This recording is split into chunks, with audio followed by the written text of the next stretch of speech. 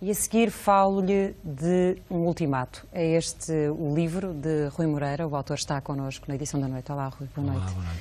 O ultimato, o antes e o depois do 15 de setembro. E o seu objetivo era qual, quando se lançou para este livro? Olha, o desafio foi lançado pelo Gonçalo Bilhosa, de quem sou grande amigo e acho que é um dos bons editores portugueses, talvez o melhor, que me ligou no dia 17 de setembro e disse assim: Rui, já viste o que está a acontecer ao país? Porque é que não escreves um livro sobre o que está a suceder neste momento? E eu disse-lhe ao Gonçalo: acho que é um desafio engraçado, mas deixa-me dormir 24 horas. Deixa-me pensar 24 horas. Não foi preciso dormir sobre o assunto, fui para casa, sentei-me no computador, pensei qual havia de ser o menu que havia de fazer o livro e escrevi o livro, um livro do momento. Era uma coisa que eu nunca tinha feito. Ou seja, contar a história do tempo que estávamos a viver, razão pela qual o livro foi posto muito rapidamente cá fora. Tenta ser uma crónica dos tempos que nós estamos a viver e depois também tentar dar uma visão e uma panorâmica sobre alguns aspectos que me têm preocupado já há algum tempo e que depois compõem os seus capítulos, como seja questões que estão na boca do mundo, como as gorduras do Estado, ou a questão da justiça em Portugal, que é uma questão que me preocupa muito, ou dos interesses instalados que eu tenho vindo a denunciar ao longo dos anos. Rui, neste livro defende que precisamos rapidamente de menos política na justiça e de menos justiça na política. Acha que esse é um dos entraves à reforma e à restauração de alguma normalidade no país? Acho, e digo porquê, porque de facto nós vivemos uma situação paradoxal e perigosíssima para a democracia. Permanentemente nós ouvimos casos mediáticos que são, e eu não estou a criticar com isto os jornalistas, é normal, as informações vêm, o público, as pessoas na rua, julgam os réus em função de uma opinião que lhes é veiculada pela imprensa, eles são praticamente linchados na praça pública e depois, ao fim e ao cabo, nada acontece. Nem sequer julgam os réus, julgam ainda os arguidos, ou os pré-arguidos, ou os suspeitos. Ou seja, isto é coisa pior para um Estado de Direito. É quando, de facto, se sente que o país está-se a transformar num país de linchadores. Mas o país só é país de linchadores exatamente porque a justiça não funciona. Eu acho que esse é um assunto completamente transversal ao problema português nos últimos 20 anos e não tem melhorado. Nós continuamos com uma justiça que... E eu não aponto aqui a dedo a ninguém, eu acho que a culpa é de todos os intervenientes. Também é de nós próprios, caímos muitas vezes na tentação de abrir um jornal, ouvir Ana a falar, ouvimos uma notícia qualquer e dizer, ele deve ser culpado. E, portanto, a partir daí, como depois a justiça não funciona, nós fazemos a nossa justiça. E essa justiça justiceira. Casos como o caso da senhora Ministra, que recentemente fez declarações sobre coisas que não deviam ter vindo a público. E ela sente-se no direito, ou até se calhar na obrigação de fazer declarações sobre pesquisas à casa de pessoas. Eu acho que é absolutamente intolerável. E acho que isto vai contra os nossos direitos, liberdades e garantias. E eu não consigo entender um Estado de Direito que não respeite essas questões fundamentais. O Rui também nos fala, na análise destes últimos tempos e das mais recentes decisões a que vamos assistindo, em experimentalismo político. São tempos perigosos, não são? Eu acho que são tempos muito perigosos e acho que... Por isso é que eu gostei de escrever o livro. Porque andava toda a gente convencida, e eu defendo isso no livro, que o povo português estava a encarar isto tudo com estoicismo. E nós fomos muito estoicos. Éramos o melhor povo do mundo, lembra-se? Não, o Sr. Ministro diz que ainda, o Sr. Ministro das Finanças já depois disso diz que ainda somos. Mas já tem que o citar. Ele antes achava, agora já tem que o dizer. E, de facto, tudo isto era possível se as pessoas compreendessem várias coisas. Em primeiro lugar, que os sacrifícios eram equitativamente distribuídos. E eu falo sobre a equidade. Não estou de acordo sequer com a versão do Tribunal Constitucional, como sabe. Acho que a equidade é uma coisa diferente. Mas tinha que haver um princípio da transparência. Ou seja, nós tínhamos todos que perceber que, de alguma maneira, quem nos estava a pedir os sacrifícios, e nós até percebíamos a origem dos sacrifícios, que temos de mudar de vida, que temos que passar imensos sofrimentos e tal, mas o país tinha que mudar em termos da transparência. E aquilo que nós vimos, e eu denunciei isso por escrito em vários jornais, foi a primeira vez que houve alguns problemas com alguns grupos económicos, já depois desta crise, rapidamente se encontraram fundos para para resolver esses problemas. Mas não se resolve os problemas dos fracos e, portanto, nós percebemos que este governo ia tomar medidas fortes relativamente aos fracos, mas não foi capaz de tomar medidas fortes relativamente aos fortes. E foi fraco contra os fortes. E eu acho que aí esta é uma denúncia, de facto, não é só deste governo, é daquilo que tem acontecido nos últimos anos em Portugal, que é completamente evidente. Há aqueles que vivem um pouco à sombra da bananeira e que passam um pouco incólumes, que continuam a achar que é normal pegar no telefone e ligar para o seu Primeiro-Ministro, achar que a privatização X, Y ou Z não está de acordo com eles, e não compreendem que, independentemente disso ser legal ou ilegal, que a mim pouco me incomoda, não se ajusta a um Estado democrático em situação de ultimato, porque objetivamente nós estamos debaixo de um ultimato. E estas pessoas, o país foi levado a esta condição, não foi pelo povo português, por isso é que eles dizem que são um bom povo português, provavelmente 100 ou 150 pessoas, que nos últimos anos têm vindo a dominar o panorama. Isso tem vindo a apropriar... Rui, mas não é isso que nós ouvimos no discurso político. O que temos ouvido no discurso político é vivemos todos mal, cometemos todos erros, vivemos todos acima das nossas possibilidades. Pois, mas eu não vivi, Ana. E tenho imensa gente que trabalha para mim que não viveu acima das suas possibilidades.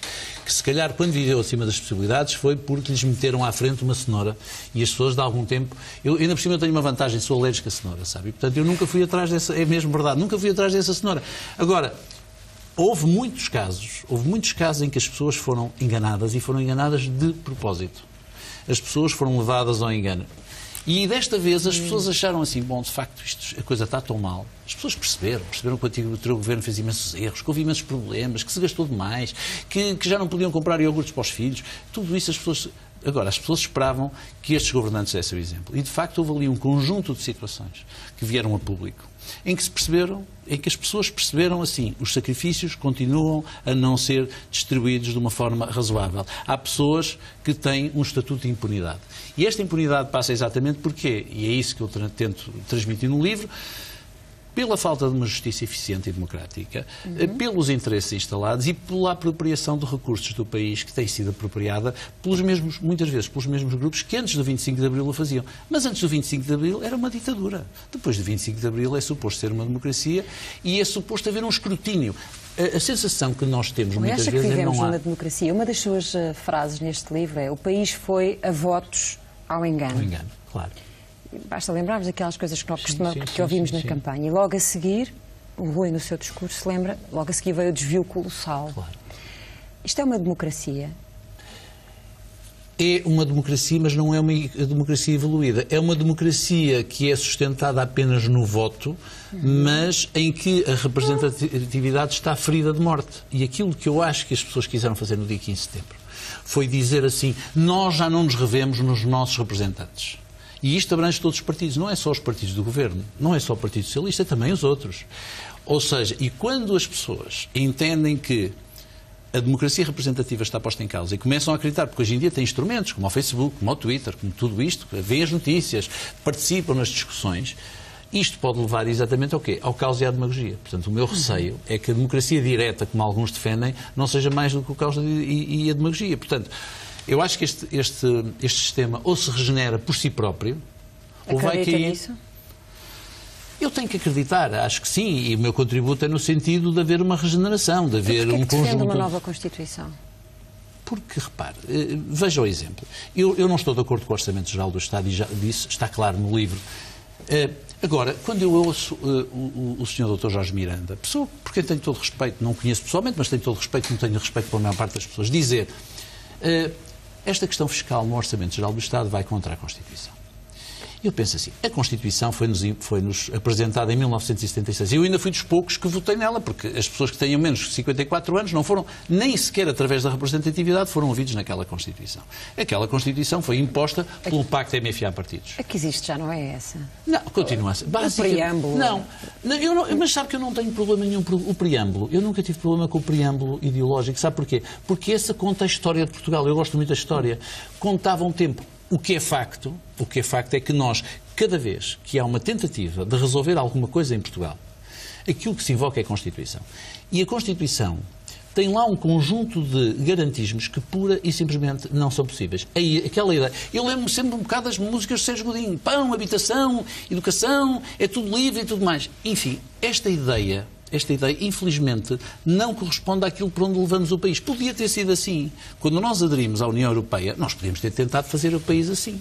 Mas não. O que nós quisemos, o que foi? Quisemos fazer cimento, betão, etc, etc. Ou seja, nós fizemos uma opção diferente. Nós ou os tais 150 do costume? Os tais 150. Mas nós votamos neles, sabe? A única culpa que nós temos é que nós votamos neles. Mas o sistema político não nos permite votar noutros. Repare lá. Pois, mas por isso é que eu quero uma alteração da Constituição. Se vir o que eu proponho, é exatamente nós podermos escolher as pessoas. Eu acho que esta Constituição, da forma que está, este sistema partidário está completamente inquinado. Os partidos nós afastamos os melhores da política. Quando me lembro do que eram a Assembleia da República há 25 anos atrás, basta olhar para as pessoas que lá estavam e olhar para as pessoas que lá estão. Isto é transversal. Vai da extrema-direita à extrema-esquerda. Estamos a falar, ou estará a falar, muito mais do que da qualidade retórica, não é? Não, eu estou a falar da qualidade intrínseca de cidadania. Ou seja, daquilo que era pessoas que eram os melhores, que tinham conhecido antes de 25 de Abril, que tinham vivido esses sacrifícios todos, uns na clandestinidade, outros tentando melhorar o regime através da Primavera Marcelista e que, de alguma maneira, eram os melhores. Nós olhávamos para o Parlamento, olhávamos para os políticos e podíamos não gostar deles todos, mas sabíamos que ali estavam pessoas que tinham sentido de Estado. Hoje nós olhamos para isto tudo, olhamos para a retórica nas eleições e depois os políticos ficam muito admirados na noite eleitoral e dizem, estranho, cada vez há menos pessoas a votar em nós. Cada vez há menos. Mas depois, no dia seguinte, esquecem. No dia seguinte, o assunto da abstenção. Eles tratam a abstenção como se fosse uma doença genérica dos europeus. Não é? A abstenção ainda não aparece no método onde se ela tivesse Exatamente. representação. Se tivesse representação, aí, claro, porque aí levava à falência aos partidos. Mas agora estava a evocar o Sérgio Godinho e aquela altura do pão, habitação. Sim. Mas isso não o põe de acordo, ou põe com aquilo que ouvimos hoje ao Ministro das Finanças. Ele foi à Comissão de Orçamento e Finanças dizer que os portugueses acham que o Estado tem que lhes dar muito mais do que aquilo que tem, de facto, de dar, e que não estão dispostos a pagar. Eu acho que o Sr. Ministro das Finanças tem alguma razão quando diz isso. Ou seja, é uma situação em que a população portuguesa não cresce, em que nós estamos a envelhecer. Este é um problema europeu, não é um problema... O que o Sr. Ministro disse é um diagnóstico fair, honesto relativamente a toda a Europa. Nós todos vamos ter que pensar como é que um Estado social pode sobreviver se nós temos menos filhos, se a população envelhece, se precisa de mais cuidados de saúde. Ainda assim, o problema da máquina portuguesa é nós temos uma trituradora, que é o Estado, que é suposto que recebe, de facto, um conjunto e que vai extorquir à economia um conjunto de recursos e que depois, ao reprocessar, consome um número excessivo de recursos. É um bocadinho como aquelas batideiras que havia antigamente, que a gente fazia para a sopa dos bebés. Só que depois, metade dos legumes ficam lá dentro, perdidos no Estado. E, portanto, o que eu acho que o Sr. Ministro oculta nisto, diz-nos a verdade por um lado, mas não nos diz que o Estado continua a ser muito mau na função de redistribuição. É muito incompetente. É competente na saúde, e mais uma vez temos um bom Ministro da Saúde, por exemplo. Eu acho que na saúde de Portugal nós podemos dizer que temos, de facto, um sistema bom. Eu sou utente do Sistema Nacional de Saúde, acho que é excelente. Acho que as pessoas que se queixam do Sistema Nacional de Saúde são os não utentes. Agora, nós olhamos para a educação, por exemplo, e percebemos o desperdício que tem sido. Olhamos para a justiça, recupera a justiça. É um desperdício enorme. Ou seja, tem havido a tentativa do Estado para resolver os problemas. Quando tem um problema, tem um incêndio, pega em dinheiro e atira o dinheiro para a fogueira. Eu nunca vi notas, não sei, é capaz de haver algumas notas que apaguem incêndios. Em Portugal isso nunca se verificou. Os nossos incêndios de verão são um bocadinho semelhantes àquilo que acontece. Quer dizer, é uma tentativa desesperada de apagar os incêndios através de mais dinheiro. E esse dinheiro são os recursos portugueses. Eu acho que o nosso Estado... Eu não tenho problema, já vivi na Noruega e já vivi num Estado onde praticamente tudo é garantido, onde de facto a gente paga impostos muito elevados. Mas aí nós sentimos que esse garantismo vale a pena. Eu vivi na Noruega durante algum tempo. De facto, eu compreendi que as coisas estavam todas bem organizadas, que tudo funcionava, que em qualquer situação de desespero, que o Estado era capaz de estar presente, de me valer com uma enorme simplicidade, sem excesso de autoritarismo. Portugal não é assim. Continuamos a ter um Estado que a gente muitas vezes não entende. Continuamos a ter uma autoridade fiscal, por exemplo, em que nós sabemos que os casos que são levantados às grandes empresas, normalmente o que é que acontece? As grandes empresas ao fim de 4, 5, 6, 7 anos ganham em tribunal. Mas nós que somos o contribuinte, o pequeno contribuinte, e não é o meu caso, há muitas pessoas que são muito mais pequenos, se têm um problema com a autoridade fiscal, vão ter que pagar e depois não têm dinheiro para recorrer, porque não podem estar depois 6, 7 anos à espera. Então estão à espera de uma amnistia. Quer dizer, nós temos casos em que os tribunais exigem ao cidadão determinados pagamentos e depois, durante um ano, não devolvem o pagamento que o cidadão fez, apesar do cidadão ter ganho o caso em tribunal. Isso é um caso que aconteceu e que eu conheço bem. E, portanto, toda esta situação, eu acho que, de facto, e por isso falo nas gorduras, porque nenhum de nós identifica as gorduras como sendo nossas, mas quando nós olhamos para aquilo que se passa, compreendemos que a pior gordura é os pequenos poderes instalados. E depois o que estamos a fazer na função pública é terrível. Esta última medida, por exemplo, que foi anunciada, de pegar nas pessoas que estão a prazo, no fundo, com contratos a prazo ou com contratos temporários com o Estado. Muitos deles são os melhores. E nós vamos estamos a fazer uma coisa terrível. Nós, no Estado, estamos a achatar a pirâmide. Os mais bem pagos estão a ganhar menos. Continua a ser uma pirâmide completamente achatada. Aqueles que eram muitas vezes... O critério de dispensa é 8. O critério, mas lá está, mas aí está a ver, está-me a dar razão na Constituição. Porque o que a Constituição diz é assim, um funcionário público não pode ser despedido. E eu lamento, mas isso não é possível. Mas a função pública já tem milhares de pessoas a contrato. Mas essas é que vão ser... Olha, mas aí é que está. Porquê é que essas vão ser despedidas? Porquê é que há de haver um problema? Isso coloca um problema geracional. Porquê é que a minha geração, que foi aquela que chegou ao 25 de Abril e estava ali nos 18, 20 anos, porquê é que nós nos apropriamos dessa Constituição para ter um garantismo para nós e todas as pessoas que vieram a seguir têm condições diferentes? E, portanto, eu estou a falar um pouco contra a minha geração, eu estou a falar um pouco pelos jovens, exatamente na função pública, que eu encontro muitas vezes pessoas excelentes. Vão ser dispensadas porquê? Porque é preciso fazer cortes e os cortes são feitos de uma forma cega. E são uma parte frágil. Se tivessem capacidade de pressão, não seriam. Diga? Porque são uma parte frágil do sistema. Se tivessem capacidade de pressão, não seriam. Porque nós montamos o sistema assim. A minha geração é responsável por ter montado esse sistema. Como gestor, ver esta taxa de imigração para si representa o quê? Quer dizer, é horrível. Vamos lá ver. É horrível porque não é temporária. Na minha geração também, eu acabei o meu curso em 1977, também não tinha condições para trabalhar em Portugal, nem pela Noruega, pela Alemanha, pela Inglaterra, porque nessa altura, de facto, nós tínhamos vindo de duas mudanças de regime. Nós tivemos duas mudanças. Tivemos uma mudança no 25 de Abril e outra no 25 de Novembro. E, portanto, de facto, o país vivia um tempo de turbulência em que aqui não havia oportunidades. Mas havia uma esperança. Ou seja, havia a sensação de que aquilo que estava a acontecer era uma situação sistémica. Era como se tivesse havido um tremor de terra. Mas que depois havia de ser resolvido. E foi. O problema da geração atual é que, para as pessoas mais novas, que ainda por cima com grande formação e tudo mais, eles não têm essa sensação. Eles têm essa sensação que vão, mas não têm a sensação de que lá no fundo do túnel há uma luz que lhes diz que um dia hão de regressar. E, portanto, nós vemos hoje quadros portugueses que estão a sair do país, que foram formados em universidades portuguesas, têm imensas qualificações e, por isso, simplesmente, vou-lhe dizer, como empresário, tenho uma empresa em que gostaria de poder, e vamos agora por acaso aumentar o número de trabalhadores, mas não é no trabalho qualificado, porque aí é muito difícil. Também porque nós não precisamos, o Estado não deve pensar que as empresas devem ser subsídio-dependentes e não podem ser. As grandes empresas, há uma subsídio-dependência horrível. Mas é preciso ter condições de competitividade. Ana, eu tenho uma empresa, sou sócio de uma empresa exportadora. Eu pago para me financiar 7%. É o juro que eu pago. A empresa que concorre comigo, que é francesa, paga um juro de 1,5%. Como é que eu depois posso, na massa salarial, compensar a diferença entre a minha competitividade e a competitividade do meu concorrente francês? Então vamos a um aspecto que refere no seu livro também, que tem a ver com a opinião de que nós perdemos competitividade com a forma como deixámos crescer os salários. Sim. O ministro Vítor Gaspar já fez esse acerto ou não? Estamos todos a ganhar menos. Ou ainda não chega? Baixámos as massas salariais. Nós temos vindo a baixar a massa salarial, mas temos vindo a fazê-la, lá está, de uma forma cega. Eu critiquei o Sr. Krugman quando ele cá veio dizer, eu tenho, como sabe, um capítulo dedicado à competitividade. Eu acho que nós não podemos cair no engodo de tentar baixar a massa salarial bruta total do país. Acho, no entanto, que em Portugal aquilo que nós temos, nomeadamente em alguns setores da economia, é pirâmides demasiadamente achatadas. O caso da função pública, acabei de dizer. Eu acho que na função pública as pessoas competentes são muito mal remuneradas e as pessoas incompetentes são muito bem remuneradas. Esse é um problema óbvio.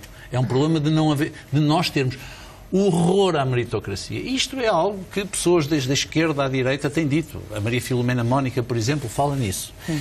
Esta questão é uma questão que eu sempre e também desempenho algumas funções públicas, como sabe, que eu verifico no setor do Estado, que no setor privado não se verifica. No setor privado está a acontecer uma coisa muito pior. É que as empresas, naturalmente, vão substituindo, desculpem a expressão, o estoque de pessoal. Porque há pessoas que morreram, há pessoas que ficaram doentes, há pessoas que foram para a reforma.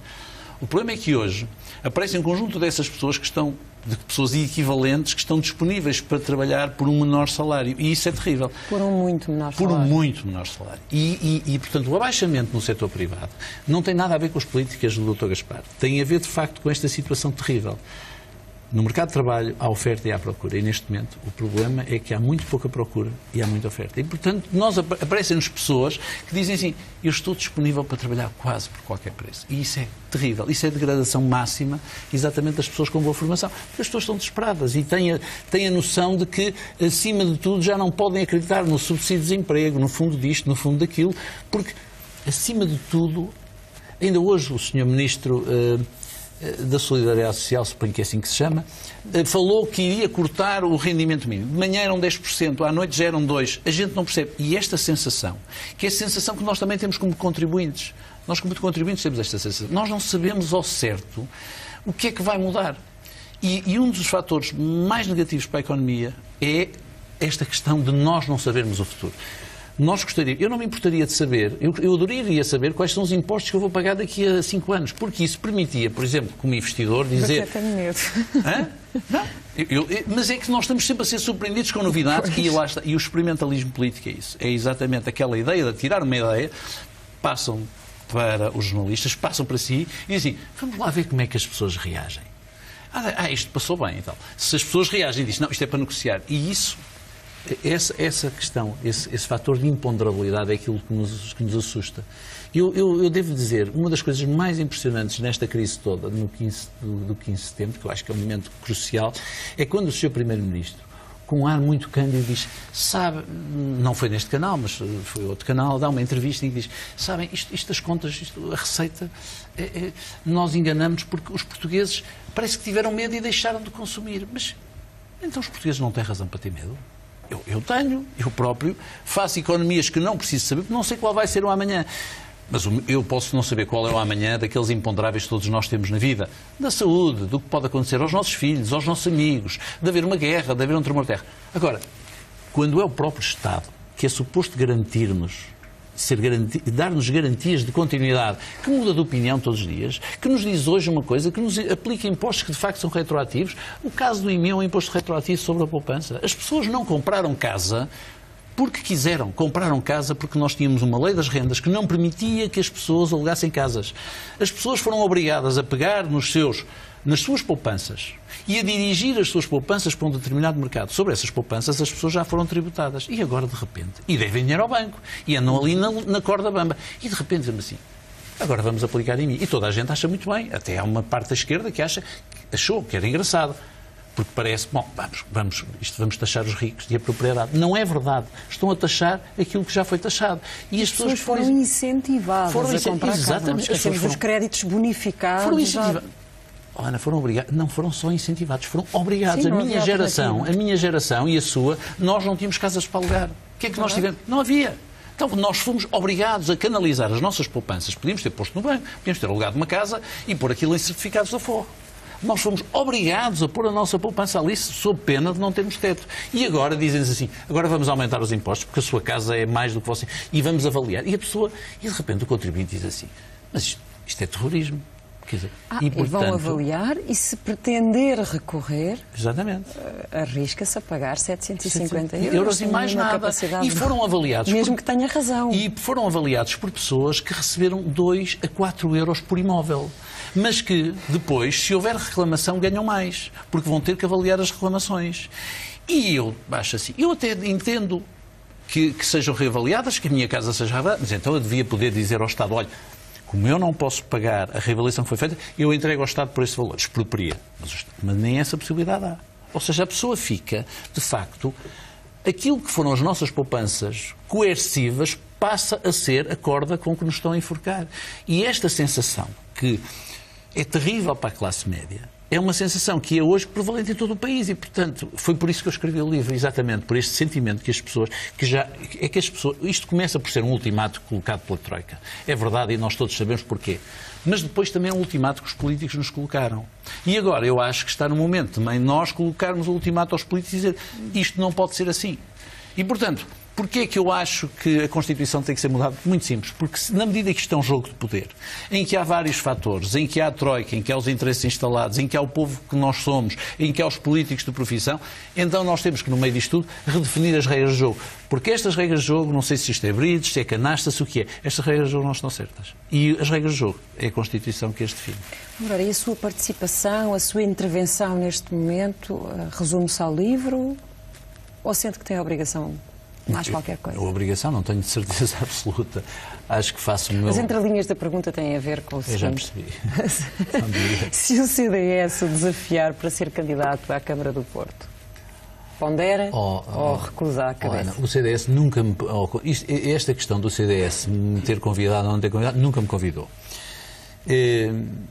A minha posição relativamente a esta matéria eu já o disse muitas vezes. Eu acho que nós, que somos a sociedade civil, que é um nome que eu por acaso odeio, mas que existe, pelo menos, as pessoas andam sempre a dizer, sociedade civil, eu acho que faço parte dessa sociedade civil como a Ana faz.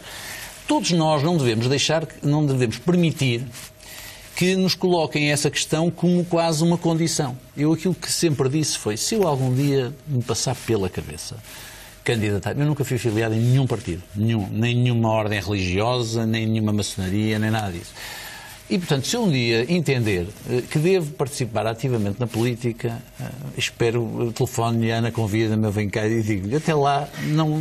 Agora, é verdade, e não nego, que há muitas pessoas, não são os partidos, são exatamente pessoas na rua que dizem, olha, o senhor devia candidatar-se a isto, devia-se candidatar àquilo. E eu não nego, não vou dizer, desta água não beberei, porque isso é exatamente o truque, é o alçapão em que nós não devemos cair. Nós devemos sempre dizer... Nós poderemos estar disponíveis por nossa vontade nas circunstâncias adequadas, mas para já não está no meu horizonte imediato. Então, olha, como não é político nem está em campanha, eu digo-lhe que não me vou esquecer desse compromisso. Está combinado, Ana. Muito obrigado. Rui Moreira, muito obrigada. Falámos sobre o ultimato, o antes e o depois do 15 de setembro, um livro que Rui Moreira acaba de editar.